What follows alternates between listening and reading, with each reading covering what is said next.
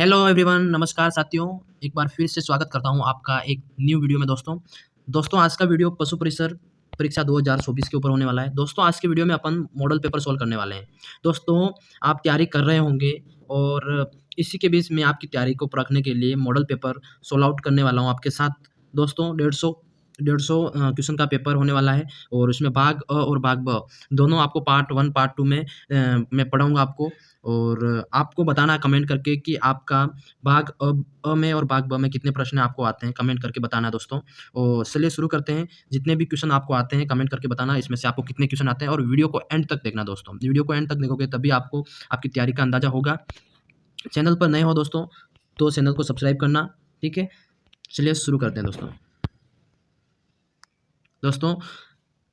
पहला question screen पर, भेड़ की किस नस्ल का उपनाम स्नॉटर है?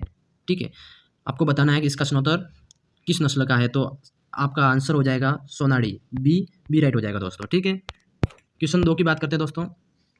मांस के लिए बकरी की सर्वाधिक उपयुक्त नस्ल कौन सी है? देखो मांस के लिए बकरी की सर्वाधिक उपयुक्त नस्ल कौन सी है? तो इसमें करेक्ट आंसर हो जाएगा चिरोही, ए राइट हो जाएगा दोस्तों, ठीक है। क्वेश्चन 3 की बात करेंगे। क्वेश्चन 3 क्या कह रहा है? उड़द मुर्गी के मांस को क्या कहते हैं? देखो कुट-कुट मतलब मुर्गी के मांस को क्या कहते हैं? आपको कमेंट कर कर बताना है कि क्या कहते हैं। तो इसका करेक्ट आंसर हो जाएगा टेंडर, टेंडर कहते हैं दोस्तों, ठीक है। काफ़ी इंपॉर्टेंट क्वेश्चन है दोस्तों। एग्रीकल्चर विभाग पार्ट बी के क्वेश्चन है, पहले पार्ट बी ले रहे हैं अपन, ठीक है। और इसको वीडियो को एंड तक देखना है, वीडियो को स्किप मत करना। क्वेश्चन 4 की बात करेंगे दोस्तों। मुर्रा भैंस का प्रजनन केंद्र कहाँ पर स्थित है? जो भैंस है, मुर्रा नस्ल की भैंस है, इसका प्रजनन केंद्र कहाँ पर स्थित है ये बताना है अपन को। तो इसका करेक्ट आंसर हो जाएगा बी, मेहर, मेहर में स्थित है, ठीक है। ये याद रखना है अपन को। क्वेश्चन 5 की बात करेंगे। देखो जफराबादी भैंस की मादा का औसत भार कितना होता है? देखो जफराबादी भैंस होती है, उस जो मादा है उसका औसत भार कितना होता है वो बताना है। तो इसका औसत भार होता है दोस्तों 450 किलोग्राम। तो इसका सी राइट हो जाएगा दोस्तों, 450 किलोग्राम इसका औसत भार होता है दोस्तों, ठीक है। क्वेश्चन 6 की बात करेंगे दोस्तों। क्वेश्चन 6, किसके दूध में सर्वाधिक इंसुलिन की मात्रा पाई जाती है? किसके दूध में सर्वाधिक इंसुलिन की मात्रा पाई जाती है? तो आपको इसमें कमेंट करके बताना है।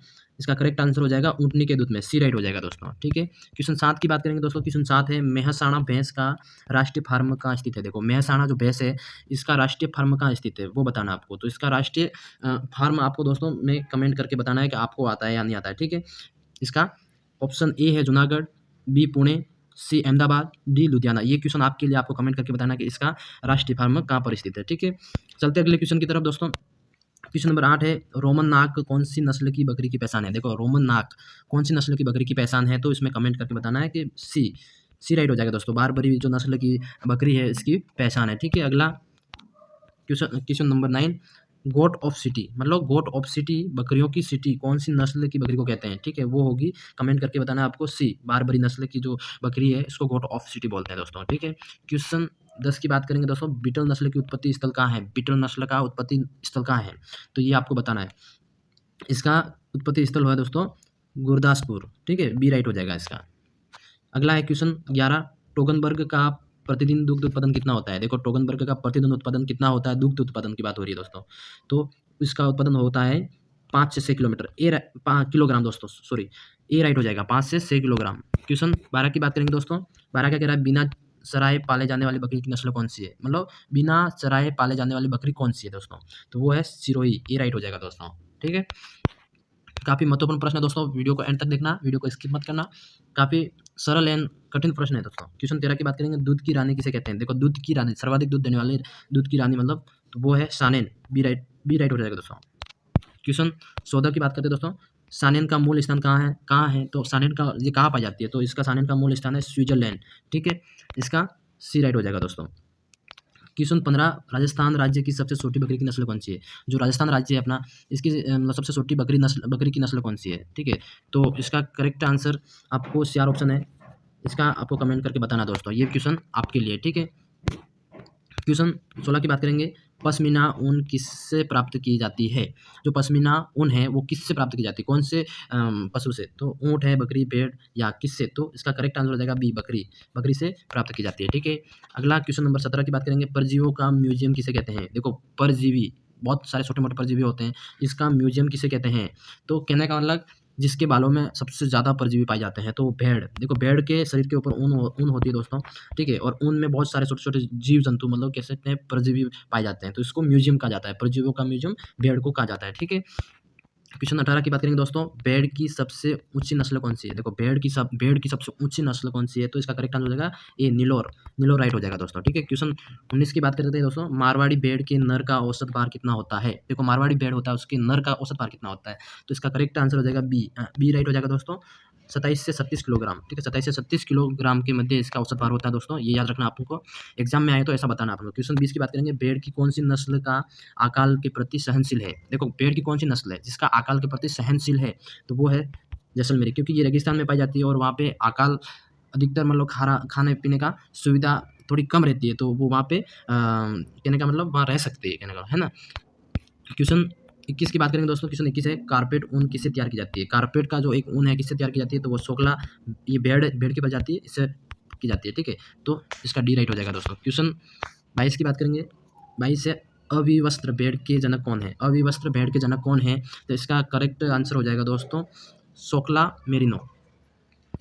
डी राइट हो जाएगा दोस्तों, सोकला मेरिनो, सोकला इंटू मेरिनो, ठीक है।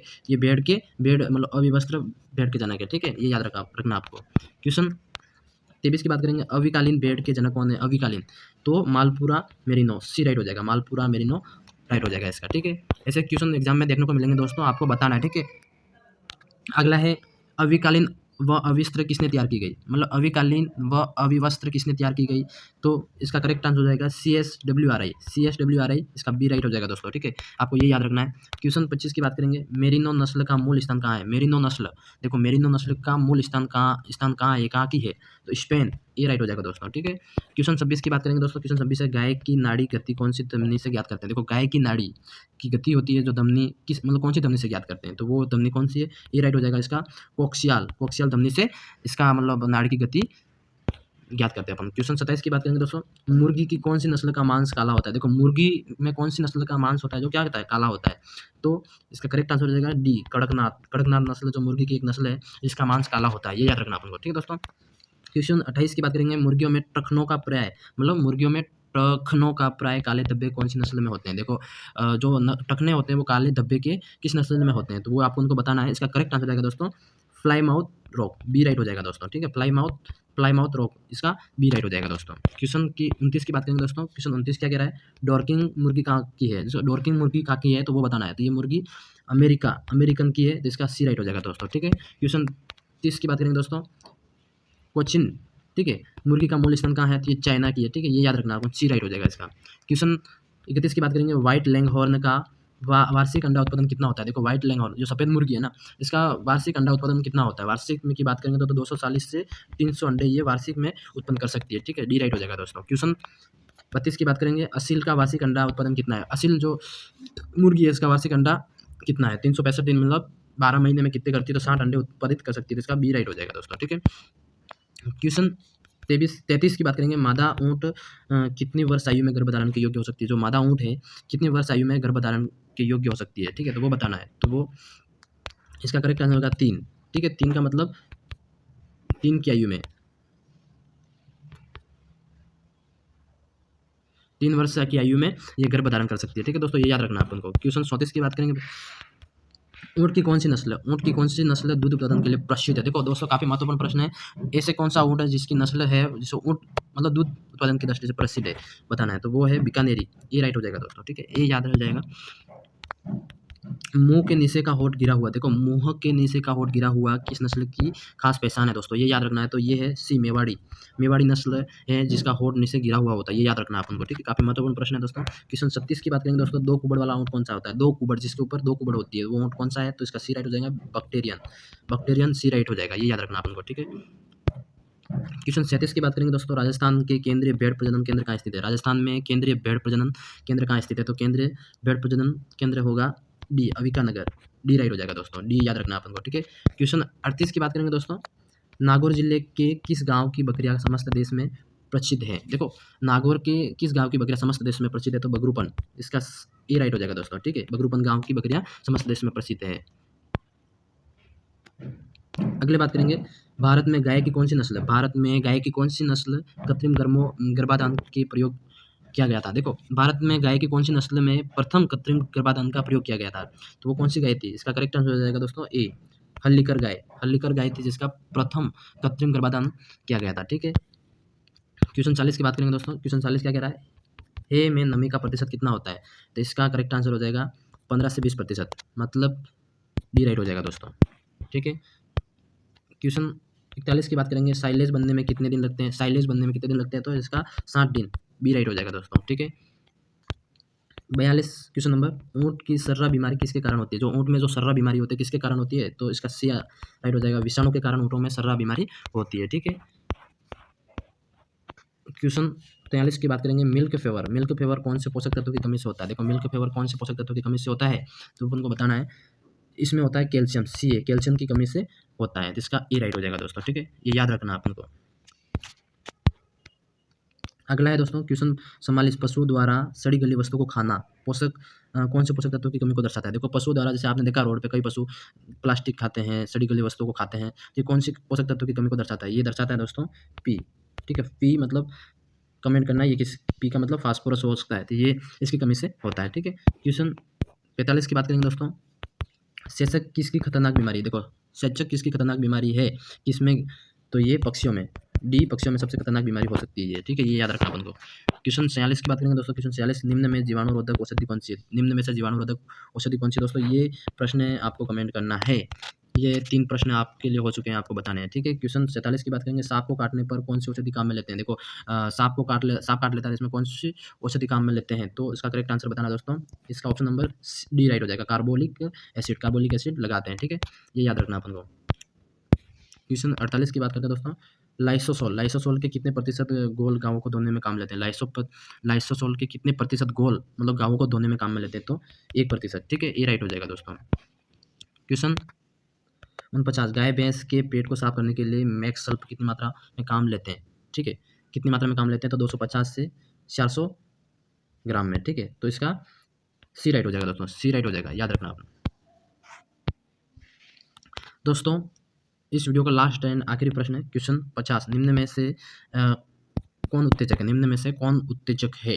तो अपन को बताना कौन उत्तेजक है, तो सी राइट हो जाएगा, इसका एल्कोहल।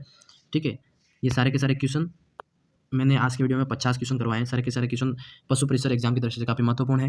वीडियो पसंद आए तो वीडियो को लाइक कमेंट शेयर करना दोस्तों। मिलते हैं किसी नेक्स्ट वीडियो में, तब तक के लिए जय हिंद, जय भारत।